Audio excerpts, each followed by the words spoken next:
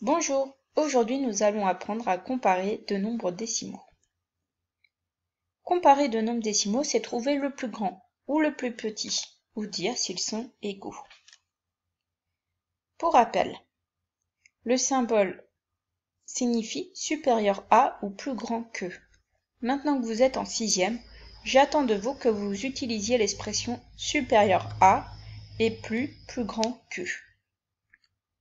Le symbole comme ceci signifie inférieur à ou plus petit que.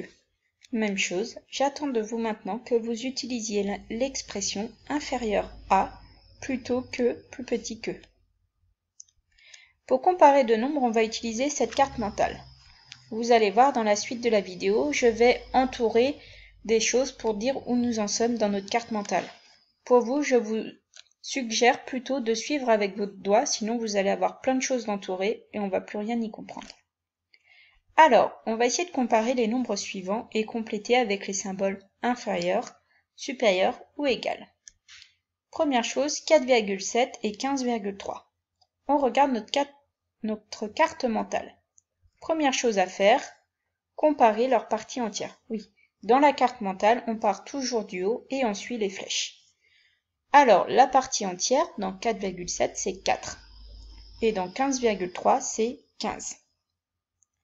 Conclusion, leurs parties entières ne sont pas égales. Je suis donc cette flèche-là. Et j'en déduis que le plus grand nombre est celui qui a la partie entière la plus grande. Donc, la partie entière la plus grande, c'est 15. Donc, le plus grand nombre, c'est 15,3.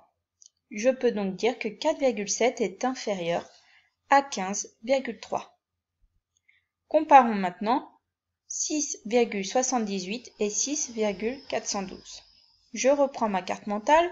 C'est une nouvelle comparaison, donc je redémarre du haut. On compare les parties entières. 6,78, sa partie entière, c'est 6.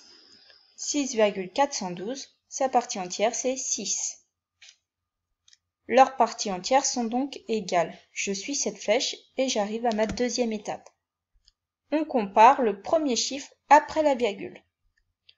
Dans 6,78, le premier chiffre après la virgule, c'est 7. Et dans 6,412, c'est 4. Conclusion, ce n'est pas le même chiffre. Je suis donc cette flèche.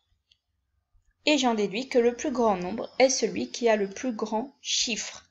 Entre 7 et 4, le plus grand chiffre, c'est 7. Donc, le plus grand nombre, c'est 6,78. J'en déduis que 6,78 est supérieur à 6,412. Nouvelle comparaison. 9,341, 9,345. Je reprends ma carte mentale, je redémarre du haut. Je compare les parties entières. Dans 9,341, la partie entière est 9. Dans 9,345, la partie entière est 9. Leurs parties entières sont donc égales, je suis ma flèche. Je sais que maintenant je dois comparer le premier chiffre après la virgule. D'un côté j'ai 3, de l'autre côté j'ai 3 aussi. C'est le même chiffre. Donc je vais comparer le chiffre à droite de celui que l'on vient de comparer. Alors bien sûr il faut connaître sa droite et sa gauche. Le chiffre à droite de 3 dans le premier nombre c'est 4. Et dans le deuxième nombre, c'est 4 également. Donc, c'est le même chiffre. Donc, je compare de nouveau le chiffre à droite de celui qu'on vient de comparer. On vient de comparer les 4. Donc, le chiffre à droite du 4 dans le premier nombre, c'est 1. Et dans le deuxième nombre, c'est 5. Ce n'est pas le même chiffre.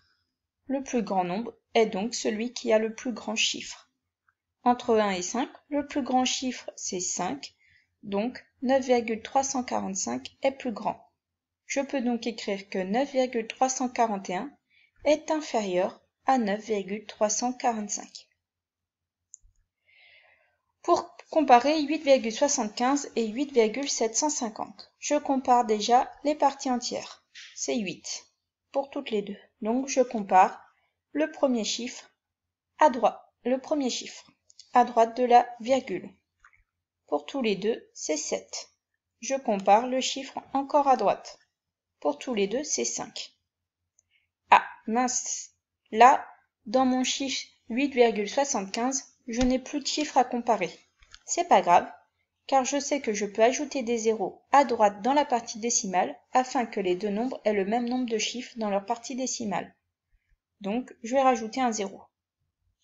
Je peux continuer ma comparaison. Dans les deux chiffres, dans les deux nombres, j'ai 0. Donc, mes deux nombres sont égaux.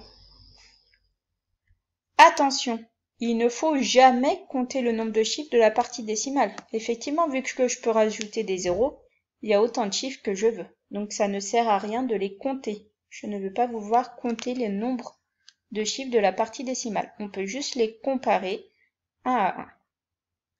Voilà, nous entraînerons à cela en classe. À très vite.